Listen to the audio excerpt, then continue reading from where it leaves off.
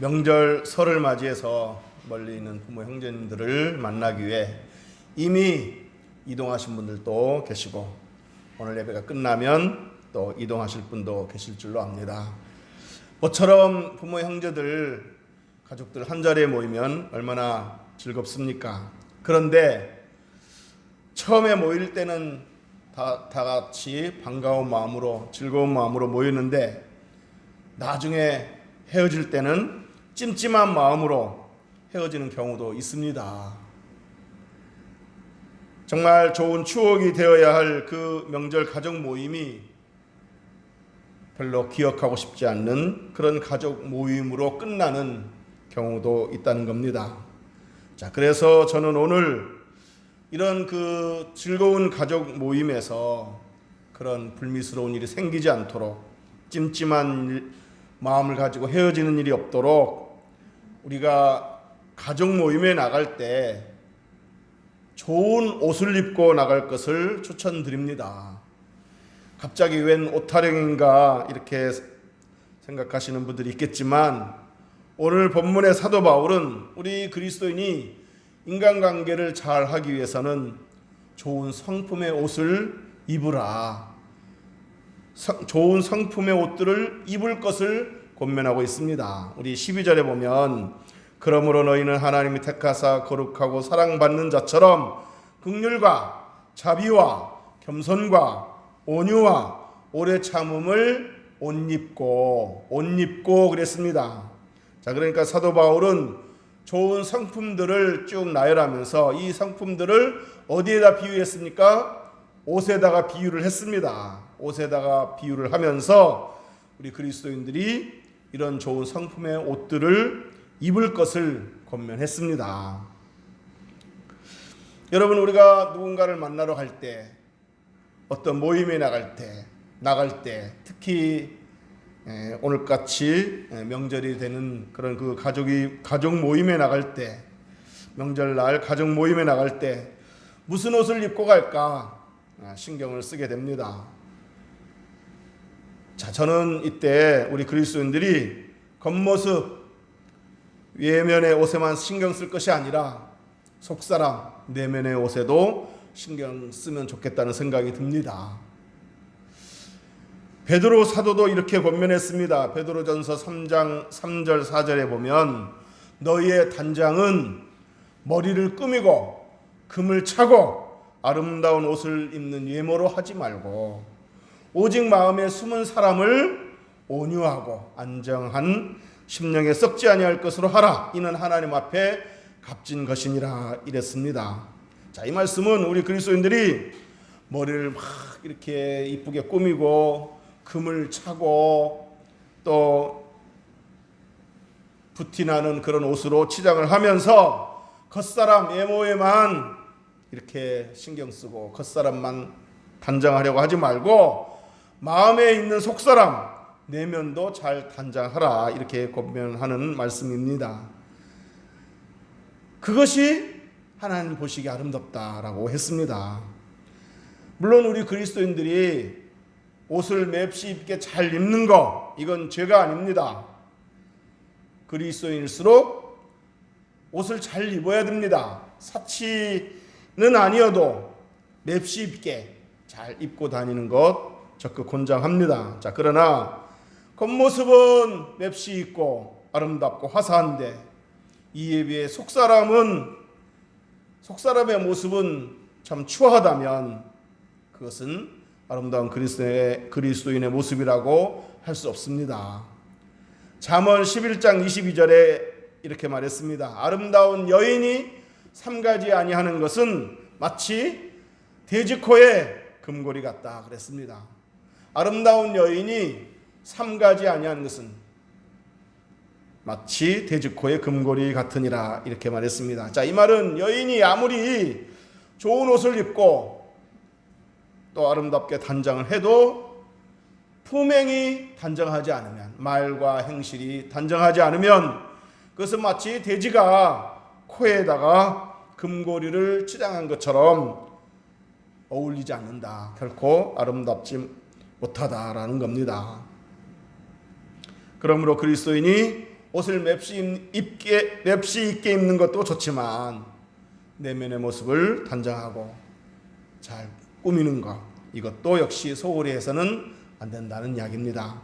자, 그래서 사도 베드로도 속사람을 아름답게 단장하라 그랬고, 사도 바울도, 오늘 본문에서 사도 바울도 좋은 성품의 옷을 입어서 멋진 그리스도인이 되라, 이렇게 권면을 했습니다. 그래서 오늘 저도 이렇게 오늘 본문에서 사도 바울이 추천하고 있는 여러 가지 성품의 옷들 중에서 몇 가지를 추천해 드리면서 좋은 성품의 옷들을 입기를 권면을 하고자 합니다. 자, 먼저 겸손이라는 성품의 옷이 있습니다. 겸손. 자, 그런데 여러분, 이 겸손, 그러면 이 겸손이 뭔지를 정확하게 알 필요가 있습니다. 겸손하라고 했다고 해서 자기 자신을 무조건 낮추고 비하하는 것, 이것을 겸손이라고 생각하시면 안 됩니다.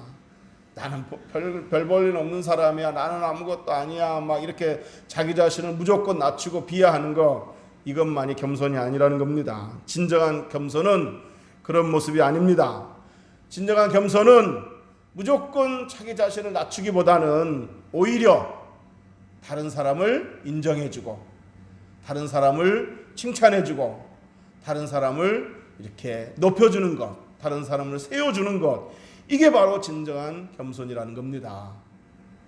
자기 자신을 낮추기보다는 다른 사람을 이렇게 잘 세워주는 것, 이게 바로 더 자연스러운 겸손의 모습이라는 얘기입니다. 빌립보서 2장 3절에도 그렇게 말했습니다. 아무 일에든지 다툼이나 허영으로 하지 말고 오직 겸손한 마음으로 각각 자기보다 남을 낮게 여기고, 각각 자기보다 남을 낮게 여기고, 남을 더 좋게 여기고 더 귀하게 여기고, 이 말입니다. 자, 그러니까 자기보다 남을 더 귀하게 여기고 낮게 여기는 이런 태도, 이게 바로 진정한 겸손이고 자연스러운 겸손의 모습이라고 할 수 있다는 겁니다. 바라기는 이번 명절에 겸손이라는 성품의 옷을 입고 가서 진정한 겸손을 잘 실천할 수 있기를 주의 이름으로 축복합니다. 모임에 가서 자기 자랑만 늘어놓지 말고 다른 가족들, 다른 형제들, 동서들, 조카들, 다른 가족들을 많이 인정해주고 칭찬해주고 세워주는 그런 겸손을 잘 실천할 수 있기를 주의 이름으로 축복합니다. 여러분, 자기 자랑만 지나치게 늘어놓으면 다른 가족들이 상처를 받을 수 있습니다. 그렇지 않아도 요즘에 힘들어하는 그런 가족들 앞에서, 그런 그 형제나 동서 앞에서 지나치게 자기 자랑만 늘어놓으면 그 자랑이 다른 사람에게 상처가 될 수 있다는 얘기입니다. 나의 자랑이 누군가에게는 상처가 될 수 있다는 사실을 기억하고 지나친 자기 자랑보다는 도리어 다른 사람을 세워주고 높여주고 칭찬해주는 그런 말을 많이 하실 수 있기를 주의 이름으로 축복합니다. 자, 그리고 공을 다른 사람에게 돌릴 수 있기를 바랍니다. 가족들이 참 차려놓은 음식을 먹으면서 맛있다 그러면은 형님이 잘해서 맛있게 된 거라고, 같이 했어도 형님이 잘해서 맛있게 된 거라고 말해주고, 동서가 잘해서 그런 거라고 하면서 공을 다른 사람에게 돌리자는 겁니다. 그게 바로 겸손의 옷을 입은 사람의 모습입니다. 여러분, 겸손은 사람을 내 곁에 머물게 하고 칭찬은 사람을 나에게 가깝게 한다는 말이 있습니다. 바라기는 저와 여러분이 어느 모임이든지, 특별히 명절 가족 모임에서 겸손이라는 상품의 옷을 입고 진정한 겸손을 잘 실천하고 올 수 있게 되기를 주의 이름으로 축복합니다.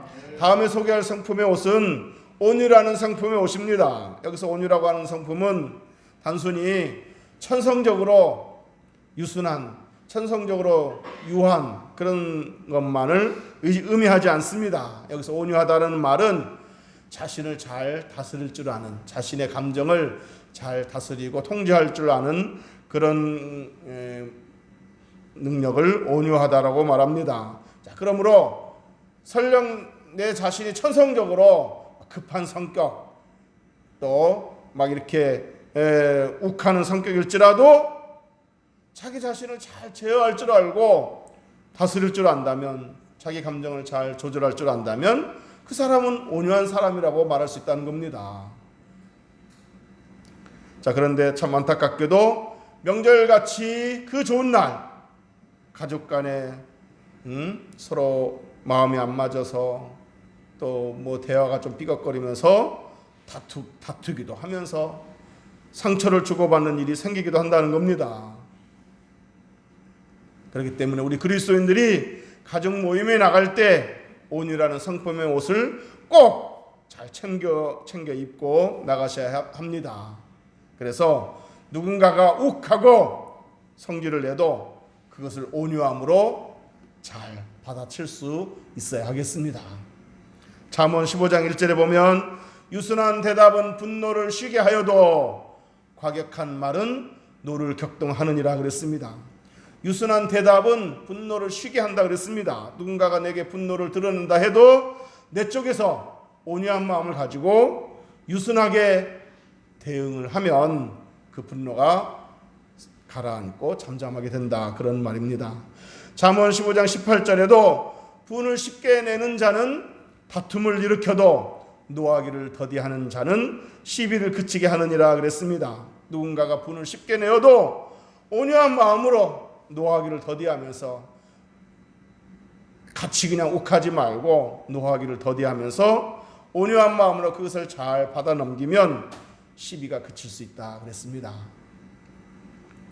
노하기를 더디하는 것, 이게 바로 온유한 성품의 모습입니다. 예수님께서는 제자들에게 온유한 자는 복을 받는다 그랬는데 어떤 복을 말씀하셨습니까? 마태복음 5장 5절에 보면 온유한 자는 복이 있나니 그들이 땅을 기업으로 받을 것이요 그랬습니다. 또 시편 37편 11절에서도 온유한 자들은 땅을 차지하며 풍성한 화평으로 즐거워하리로다 그랬습니다. 자, 여러분, 이 두 구절에서 온유한 자들은 땅을 기업으로 받는다, 땅을 차지한다라는 그 약속의 복이 나오는데, 이 말은 글자 그대로 땅을 얻는다, 땅을 차지하게 된다, 그런 의미일 수도 있지만 그보다는 인간관계에 있어서 그 관계 영역이 넓어지고 사람들 사이에서 존귀함을 얻게 된다, 그런 의미라고 생각할 수 있습니다. 그늘이 넓은 나무 밑에는 뭐들이 모이겠습니까? 새들이 모이겠죠.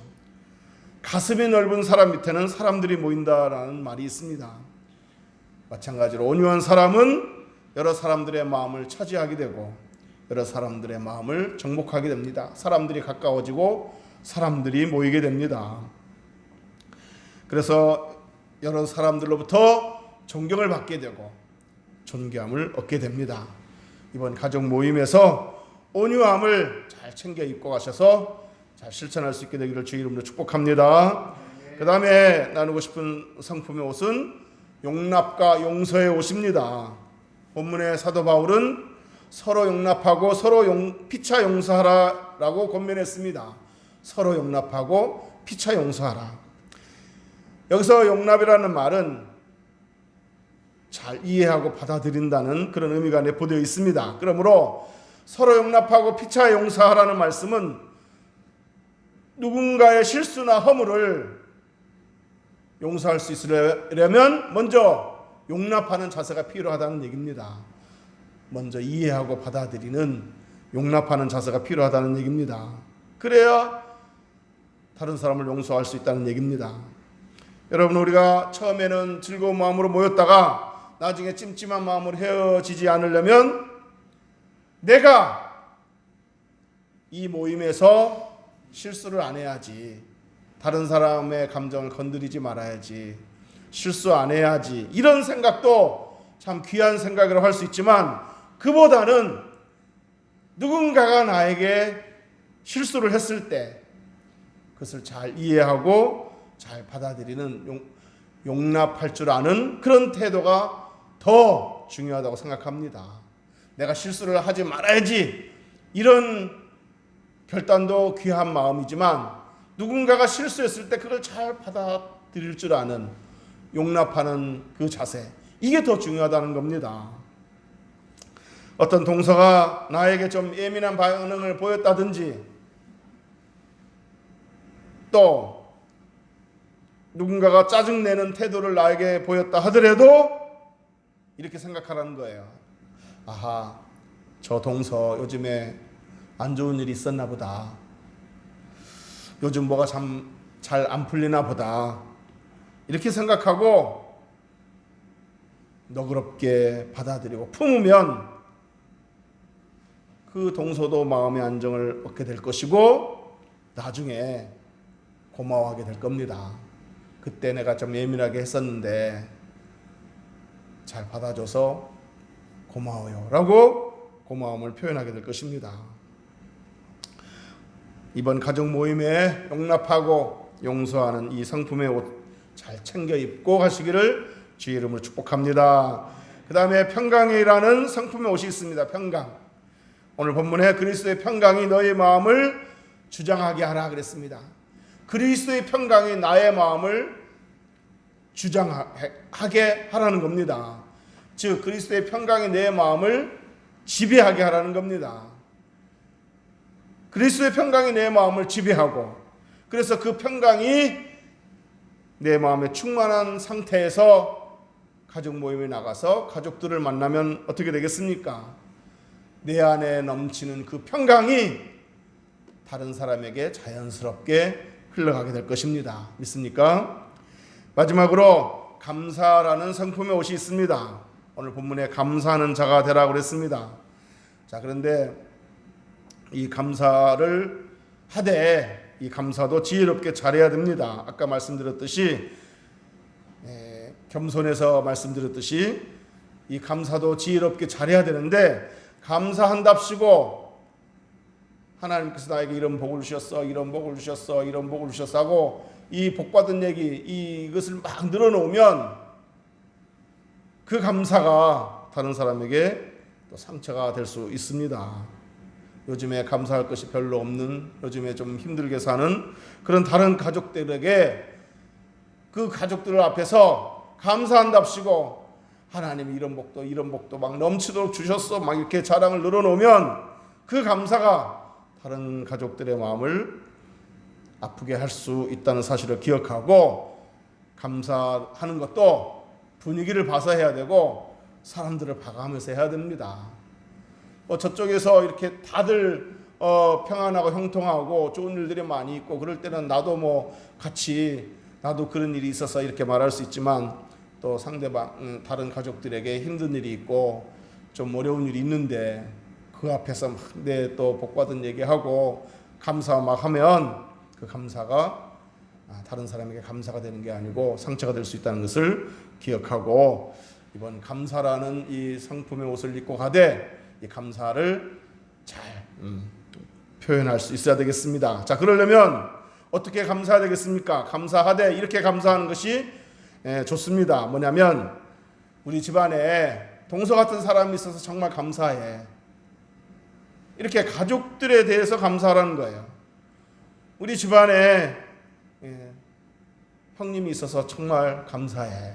뭐 이런 감사. 또 동서네 집에 좋은 일이 있다니까 정말 감사하네. 이러면서 다른 사람에 대한 그 감사, 이런 감사는 오히려 더 분위기를 화기애애하게 만들고 더 풍성한 모임으로 만들게 될 줄로 믿습니다. 자, 이제 말씀을 정리하도록 하겠습니다. 여러분, 모임에는 나가고 싶은데, 모임에 가는 건 좋은데 모임에 가면 껄끄러운 사람이 있을 수 있죠. 별로 만나고 싶지 않는, 얼굴 대하고 싶지 않는, 말 섞고 싶지 않는 그런 껄끄러운 사람이 있을 수 있습니다. 다는 아니지만 그 중에 뭐 한두 사람 그런 사람이 있을 수 있습니다. 뭐 시아버지가 뭐 무뚝뚝하고 권위적이어서 대하기가 어렵다든지, 아니면 어떤 동서가 좀 이기적이어서 꼴 보기 싫다든지, 아니면 만날 때마다 생각 없이 말을 함부로 하는 어떤 가족이 있어서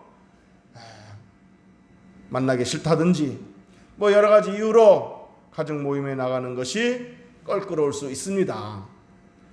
그렇다고 여러분 안 나갈 수도 없잖아요. 가정 모임인데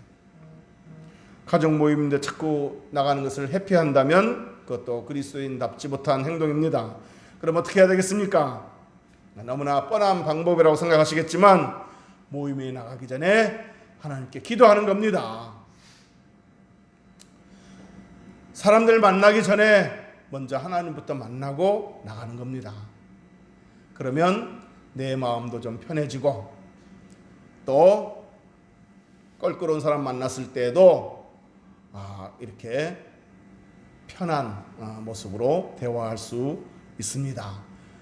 껄끄러운 사람의 마음, 내 마음도 변화시키고 껄끄러운 사람의 마음도 변화시키면서 좋은 만남으로 이렇게 이어지게 할 수 있습니다. 여러분, 야곱이 금이 환양해서 고향으로 돌아가고 있는데 고향에서 누가 기다리고 있습니까? 형 에서가 옛날 그 야곱과의 안 좋은 일을 기억하고 복수의 칼을 갈면서 동생 야곱을 기다리고 있었습니다. 고향으로 가는 길목에 딱 버티고 기다리면서 벼르고 있었습니다. 자, 이때 야곱은 형 에서를 만나는 것이 얼마나 두려웠겠습니까? 하지만 야곱은 야복 강가에서 기도했습니다. 밤새도록 씨름하듯이 기도했습니다. 그리고 나서 그 다음날 형 에서를 만났는데 형 에서에게 어떤 반응이 나타났습니까? 그렇게 복수의 칼을 갈며 동생 야곱이 오기만을 기다리고 있었던 이 형 에서가 동생 야곱을 보는 순간 어떤 반응을 보였습니까? 동생을 얼싸안고 눈물을 흘리며 반겨주었습니다. 끌어안고 반겨주었습니다. 그러자 이 야곱이 형 에서에게 이렇게 말합니다. 내가 형님의 얼굴을 배우니 하나님 얼굴을 배우는 것 같습니다. 여러분, 형을 만나는 것이 두렵기만 했었는데 기도하고 만나니까 형의 얼굴을 대하는 것이 하나님 배우는 것 같은 느낌으로 바뀌게 되었습니다. 동생을 죽이려고 설기등등했던 형의 얼굴도 누그러졌고 형을 두려워했던 동생의 마음도 편안해졌습니다. 이게 바로 기도의 능력입니다. 여러분, 가족 중에 껄끄러운 사람이 있다면 두려워하지 마시고 회피하지 마시고 기도하고 나가시기 바랍니다. 내 마음에 담대함도 주고 지혜도 주시고 또 상대방의 마음도 누그러뜨려 주셔서 오히려 더 좋은 대화가 있게 되고 더 좋은 관계로 발전하게 될 줄로 믿습니다. 껄끄러운 사람이 있든 없든 항상 기도하고 나가시기 바랍니다. 어떤 모임에 가든지 누구를 만나든지 명절 모임이 아니더라도 사람들 만나기 전에 먼저 기도하고 나가면, 사람 만나기 전에 먼저 하나님의 얼굴을 뵙고 기도하고 나가면 하나님께서 나에게 지혜도 주시고 또 만날 때 또 하나님께서 은총을 베풀어 주실 것입니다. 나를 통해서 다른 사람들의 상처가 치유되는 그런 은혜도 경험하게 될 줄로 믿습니다. 오늘 집을 나서기 전 기도했나요? 오늘 받을 은총 위해 기도했나요? 집을 나서기 전에, 사람들을 만나기 전에 하나님을 먼저 만나 기도하시기 바랍니다. 꼭 명절 가족 모임이 아니더라도 어떤 모임에 나가더라도 누구를 만나더라도 사람들 만나기 전에 하나님 먼저 만나 뵙고 기도하고 난 후에 사람들을 만나는 그런 습관을 가져보시기를 주의 이름으로 축복합니다. 저도 항상 누군가를 만나기 전에 어떤 모임에 나가기 전에 하나님 오늘 가는 길 오는 길 지켜주시고 또 차 안에서 우리 부부 좋은 대화 나누게 하시고 또 가서 누구를 만나서 대화를 나누더라도 나를 통해서 그 사람들에게 하나님 은혜가 전달되게 하옵소서, 유익이 나타나게 하옵소서, 더 좋은 만남이, 더 좋은 관계가 되게 하여 주옵소서, 이렇게 늘 기도하고 나갑니다. 항상 기도하고 나가는 이 습관을 가져보시기를 주의 이름으로 축복합니다. 그러면 그날 누군가가 나를 통해서 하나님의 은총을 경험하게 될 것입니다. 내가 생각지 않았던, 내가 예기치 못했던, 나도 모르는 사이에 하나님의 은총이 나를 통해서 다른 사람에게 흘러가는 것을 나중에 알게 될 줄로 믿습니다. 기도하겠습니다.